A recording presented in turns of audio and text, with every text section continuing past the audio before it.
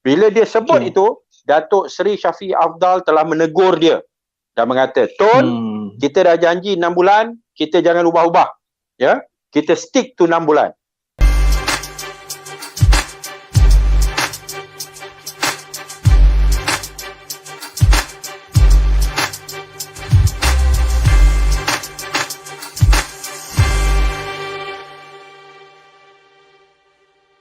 Option yang kedua yang telah dicadangkan ialah Tun menjadi sebagai Perdana Menteri selama 6 bulan untuk berlakunya peralihan kuasa ini supaya kembali PH menjadi sebagai kerajaan. Dan selepas 6 bulan, Tun akan serahkan kuasa ataupun kepimpinan kepada Datuk Seri Anwar Ibrahim. Ya? Lalu timbullah pertikaian. Kalau nak buat begitu, baru-baru ini ada ditularkan dalam WhatsApp, social media. Dia kata, Tun dalam pertemuan yang terakhir, dia kata 6 bulan, tiba-tiba dia kata, tak boleh, pendek sangat. Ya, dan selepas itu, kononnya, Datuk Shafie Afdal pula, yang asalnya cadangkan 6 bulan, tiba-tiba dia pula sokong Tun, kata cukuplah untuk nak cukupkan sesi dan sebagainya. Ini tak betul. Ya. Memang Tun kata 6 bulan ini terlalu singkat. Dia rasa dia tak boleh buat banyak dalam tempoh 6 bulan itu. Bila dia sebut itu, Datuk Seri Shafie Afdal telah menegur dia dan mengata, Tun, kita dah janji 6 bulan, kita jangan ubah-ubah. Ya, kita stick to 6 bulan. Dan Datuk Seri Shafie Afdal telah mengatakan pada Datuk Seri Anwar Ibrahim depan Tun Mahathir. Dia kata, kalau ada Tun sendiri tak nak serah lepas 6 bulan, tak sempat Datuk Seri Anwar marah, saya akan marah Tun dulu. Ya? Dan saya pula telah tambah. Dan saya kata, Tun, kalau Tun jadi lepas 6 bulan, Tun letak jawatan serah pada Anwar, kita tak akan lakukan seperti mana Dollah Bedawi, kita tak lakukan seperti mana Najib.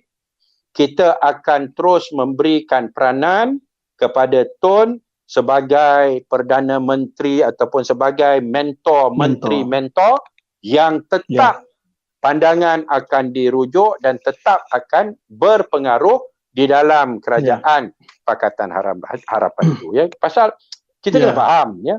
Kita nak Tun sokong kita. Kita nak lepas 6 bulan Tun serah kepada Anwar. Ya. Kita nak Tun sekarang ni bersama dengan kita untuk nak lengkapkan jumlah 115 itu. Ya. Lalu kita kena bercakap dan memujuknya. Bukan kita serang dia, hentam dia.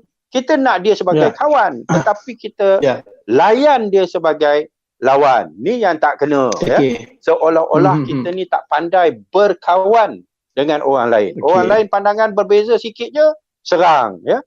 Dan ini bukan cara yang berkesan. Ya. Saya teringat dengan kata-kata almarhum Ustaz Fadil dulu.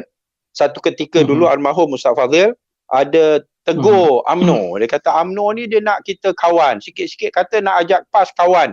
Tu masa zaman PAS lah kan.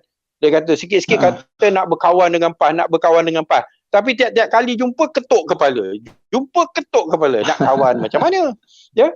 Ni Ustaz Fadil sebut. Lalu kita ni, saya nak tegur lah sikit lah. Kita ni nak berkawan. Ya? Tak kisahlah apa yang kita punya masalah yang sebelum ini dan sebagainya. Tapi sekarang ni kita nak berkawan. Ya, kita nak sokongan Tun, kita nak sokongan Shafie Afdal, tapi kita serang dan kita kritik, ya, dan kita tegur, ya, dan kita keluarkan kata-kata yang kesat dan sebagainya. Macam mana orang nak kawan dengan kita kalau kita buat sikap yang sebegitu, ya? So inilah yang saya merasakan cara yang terbaik ialah kita faham apa yang akan memungkinkan Tun bersetuju nak serah kepada Anwar. Apa yang paling cara yang paling baik untuk memungkinkan Tun sokong kita, ya, supaya Anwar akhirnya akan jadi Perdana Menteri juga. Ianya adalah dengan kita mengiktiraf Tun sebagai kawan, bukan sebagai lawan. Ya. Saya tak tahulah, mungkin ada yang suka jadi pembangkang. Ya, saya nak kena tegur juga. Ya. Kerana kita ni dulu bila kita dimenangkan oleh pengundi kita, tanyalah pada pengundi-pengundi kita, dia menangkan kita supaya kita jadi pembangkang ataupun dia menangkan kita supaya dengan harapan kita ni jadi kerajaan. Kalau ada yang pengundi kita menangkan kita supaya kita ni jadi pembangkang, maka teruslah sebagai pembagang kamu memenuhi hasrat dan mandat pengundi kamu.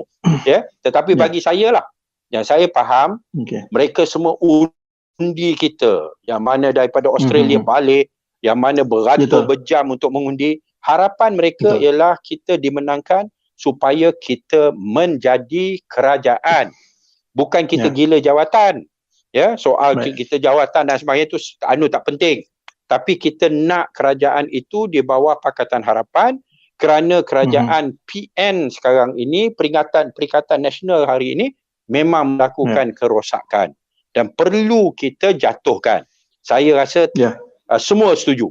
Hanya nak cari formula yang memungkinkan ianya berlaku. Itulah yang masih lagi menjadi masalah, kerana ada yang tak faham. Dia pegang apa yang dia anggap sebagai prinsip. Tapi sebenarnya ianya bukan prinsip. Ianya soal strategi. Ianya soal kaedah.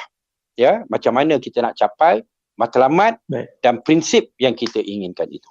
Ya.